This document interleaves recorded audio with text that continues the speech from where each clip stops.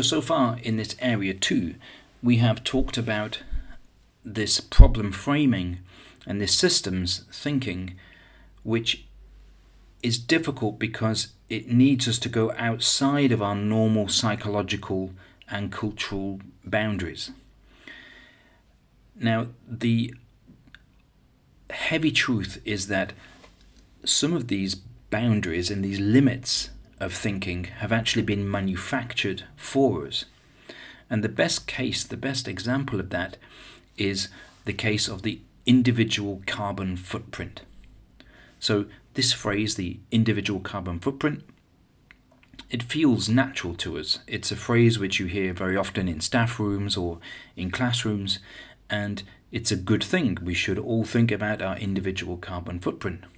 We should all be encouraging students to eat less red meat, especially cows. We should encourage our students to fly less.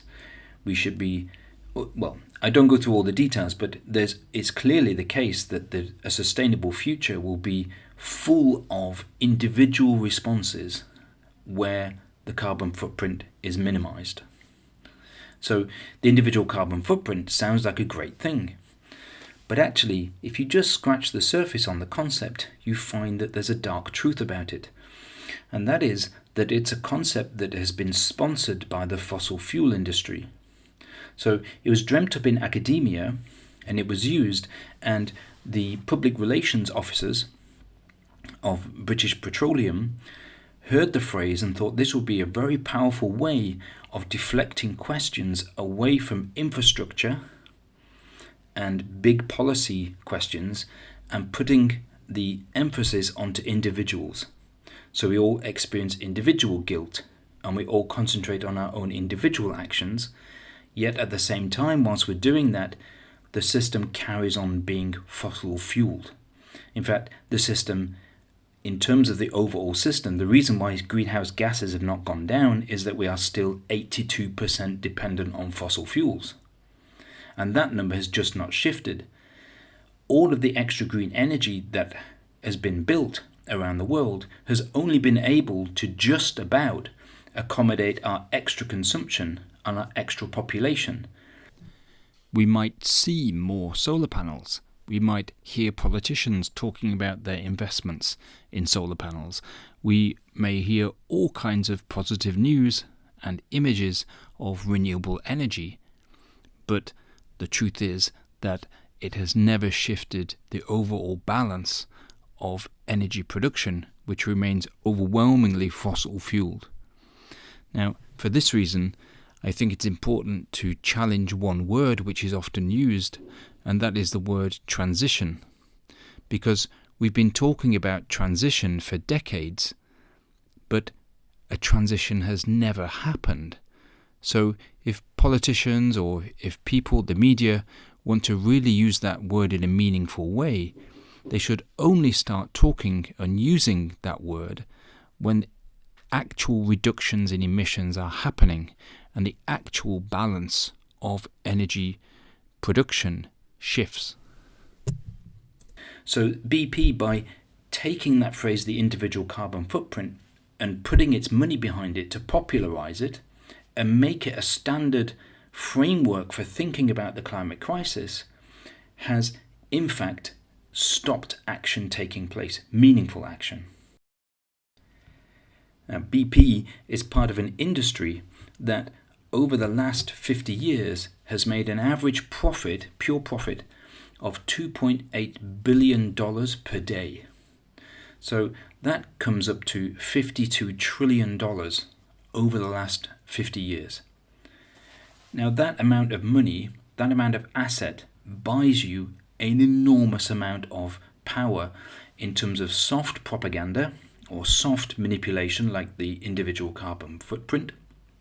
And it also buys you a lot of power to stall policy change as well. And in fact, you can see a spike in investments in what BP and the fossil fuel industry call narrative capture.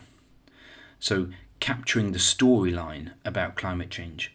So this is the systems framing. This is the way in which we've experienced climate change as, in general, is driven all the time by a focus on the individual and the individual carbon footprint, or your individual effort.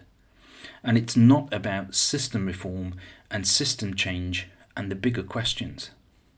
Now, just to put that number in context, if you were to start counting up to 100, up to 1,000, and up to a billion seconds is 31 years. It would take you 31 years to count to a billion. If you wanted to count to a trillion, that would take you 31,688 years. So an amount of money, $52 trillion, it sounds a bit like a billion, like a big billion. It's another degree of wealth. And that wealth has framed how we see the crisis. So when you go into a school, of course there's a natural psychological default that we make our actions about individual things. And of course for primary school children that's important. They have to experience things for themselves, having things tactile about plastic waste or recycling and things like that. Those things are important for young children to understand. But we are doing our children a disservice if we don't enable them to see that the whole notion of the individual carbon footprint is a manufactured reality. And it's been manufactured by people, by businesses that don't want us to ask more fundamental questions about policy, about infrastructure, and about green investments.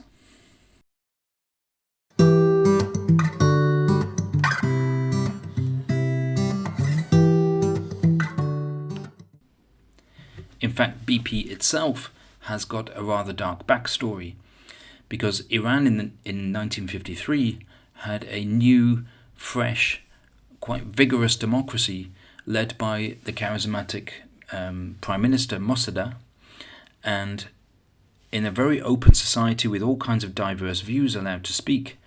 One of the ideas was that Iran should govern itself and not be ruled by the British. And part of that public imagination for independence included the ownership of the oil, that they would own the oil in their own country.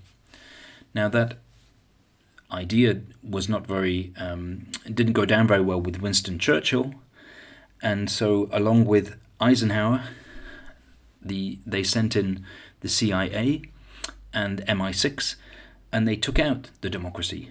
They just plucked it out of the ground and implanted a dictatorship that would allow the continual export of oil to belong to the British, and that is the birth of BP.